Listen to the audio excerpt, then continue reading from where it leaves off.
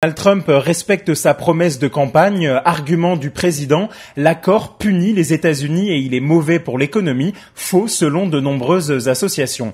Pour défendre ce retrait, Donald Trump a assuré hier qu'il avait été élu par les habitants de Pittsburgh et non ceux de Paris, un argument qui s'est retourné contre lui. Le maire de cette grande ville de Pennsylvanie a fait sensation sur les réseaux sociaux en répondant que Pittsburgh suivra bien les directives de l'accord de Paris. Alors cette décision du président a choqué de nombreux acteurs politiques ici et certains ont décidé de lancer la résistance.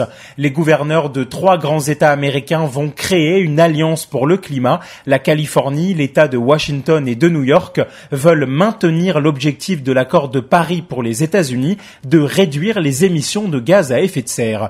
Si de nombreux élus républicains ont applaudi la décision de Donald Trump, les démocrates du Congrès sont outrés et Barack Obama, président à l'époque de la signature de l'accord, a dénoncé dans un communiqué que la nouvelle administration rejetait l'avenir avec une telle décision.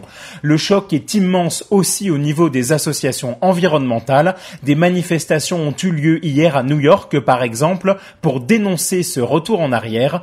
Enfin, même les grands patrons américains sont déçus. Celui de Disney a annoncé sa démission du comité des conseillers du président américain à cause du retrait de l'accord de Paris.